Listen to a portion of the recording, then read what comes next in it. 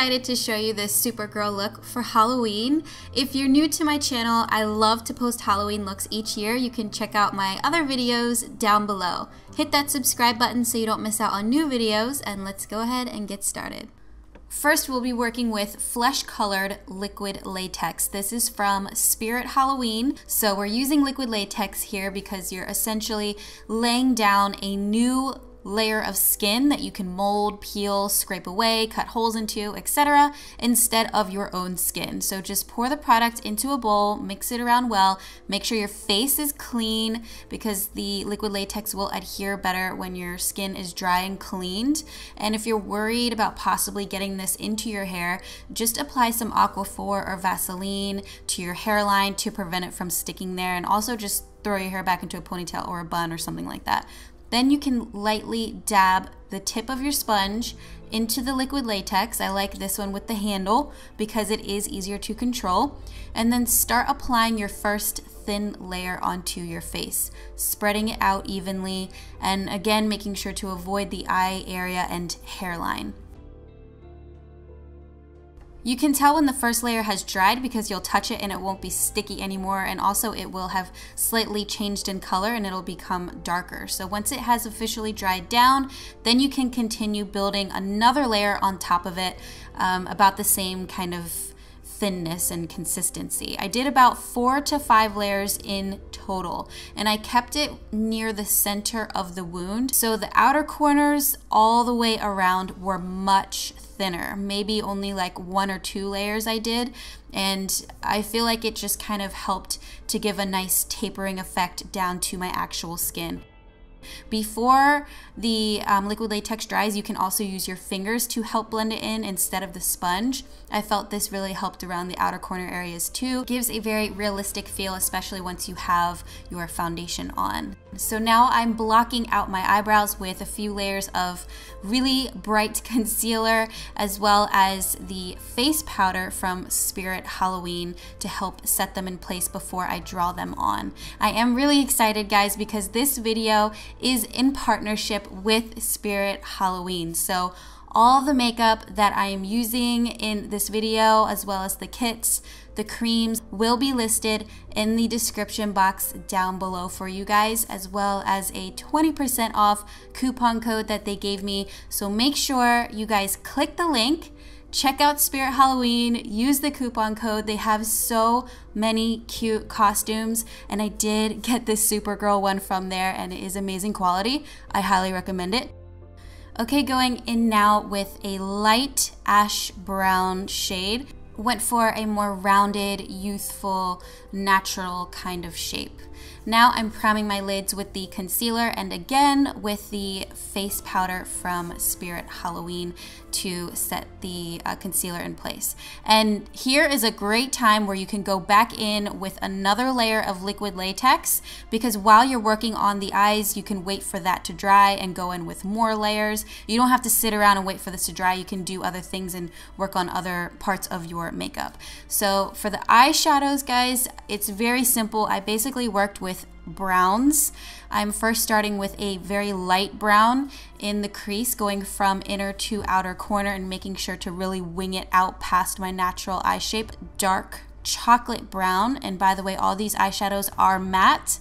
I am first packing this on with a pointed pencil brush, working it up into the outer corner of the crease with a blending brush. So I really like doing this technique because then I feel like I'm not applying too much eyeshadow and I can build it as needed.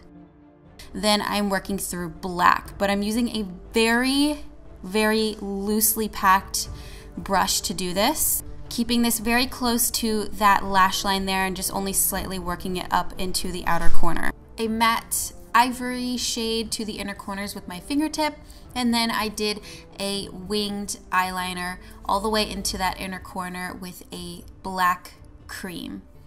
Used a little bit of mascara on my lashes, and then I also applied falsies. Okay, back to the face. I'm using a primer all over and making sure to hit the edges of the liquid latex.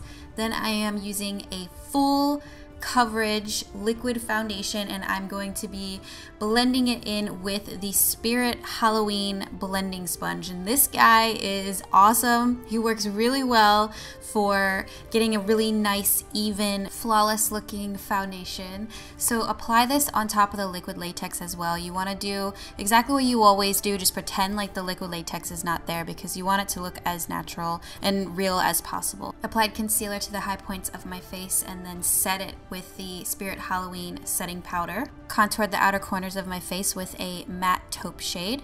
And then I worked a ton of red rosy blush onto the apples of the cheeks. A nice shimmering warm bronzer to the outer corners of the cheeks, and then a highlight on the cheekbones and down the nose. For the lips, I did a nude lip pencil all over and then a red in the very center of both bottom and top, and blended it out with my fingertip, but I kept it only in the center of the lip, and then I used a ton of gloss on top. Applied dark brown eyeshadow to the lower lashes, mascara, a nude pencil in the waterline, and then a little bit of black eyeshadow to the outer edges of the lower lash line. Back to creating the burn on the side of the face. So now that we have all our makeup on the liquid latex, you can go ahead and start pulling at the liquid latex with tweezers. All you do is just grab a piece of the liquid latex and just rip it off. It's as simple as that. It doesn't hurt at all whatsoever. It comes off very easily. Once you create the exposed skin, then take your tweezers and just lift the skin up around the edges so it really looks like it's coming off. Using a red cream paint from the Spirit Halloween Family Value Makeup Kit and the yellow sponge, I am patting this red shade all over the entire wound.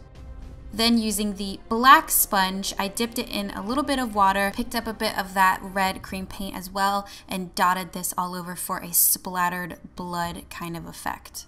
Picking up the black and brown together now with a dry, clean Q-tip, patting that along the inside edges of the open wounds. What this is going to do is help differentiate between what is an open wound, like your actual flesh, and then what is raised skin.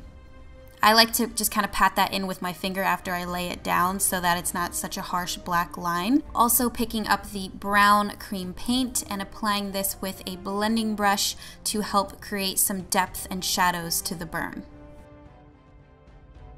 Take a clean Q-tip and just wipe away the extra product that's on the skin that's supposed to be exposed. It looks like it's more realistic if it's lighter inside of that hole there. Then you can put some Aquaphor or Vaseline inside of the holes to make it look like it really just opened up and it's kind of like a blister. Definitely put a lot on or bring some with you extra because your skin will absorb it. And then you can also use coffee grinds. These are just from my Keurig I had used earlier that morning, and I just patted it on with my finger all over to make it look like my skin was really, really burnt. And then finally I just added a touch more black with this tiny little pencil that also comes in the kit.